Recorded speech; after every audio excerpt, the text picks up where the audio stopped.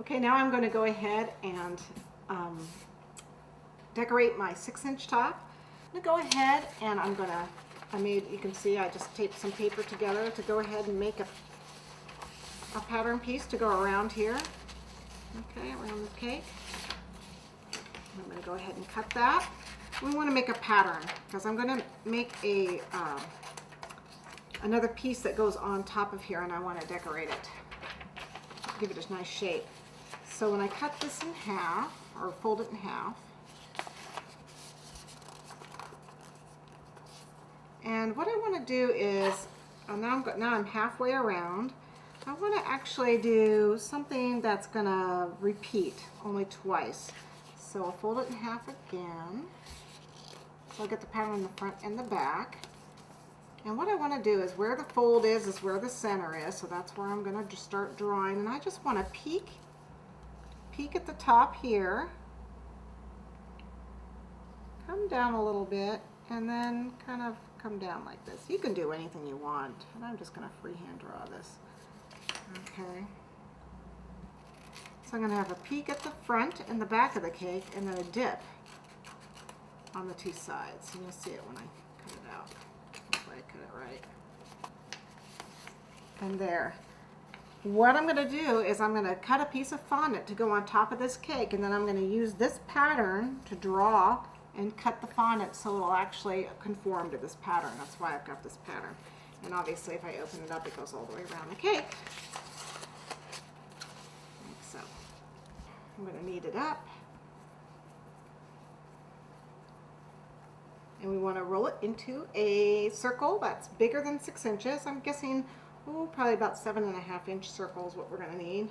But I'm not going to worry about it because we're going to cut off the excess. That's why we have our pattern. Okay. What I want to do now is I'm actually going to flip it over.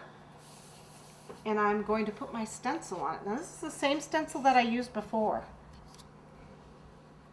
I'm going to go ahead and use the same luster dust we did before, and I'm going to go ahead and just put the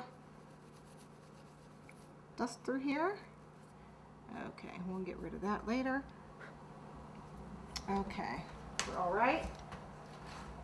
What I'm going to do is I'm going to put a little bit of water on the top of my cake so that this will stick. Make sure it comes down far enough, which I think it will. Go ahead and just press lightly. Right here.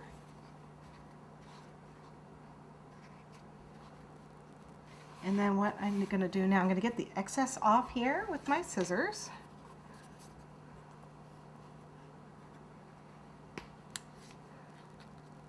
And now I'm going to put my pattern on here.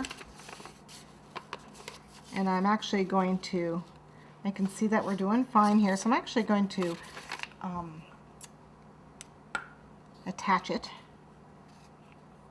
I figured that just about right. And then I'm going to cut it because it's easier to cut once it's attached. Okay, and then what I'm going to do is just take that, a nice sharp something.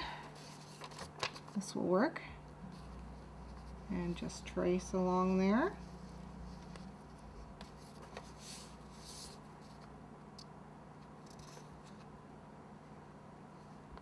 You can use a X-Acto knife if you've got one.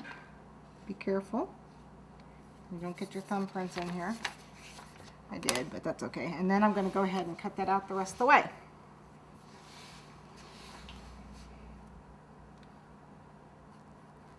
And don't worry about that raw edge because we're going to cover that up. We're going to cover that up so you're not going to see it.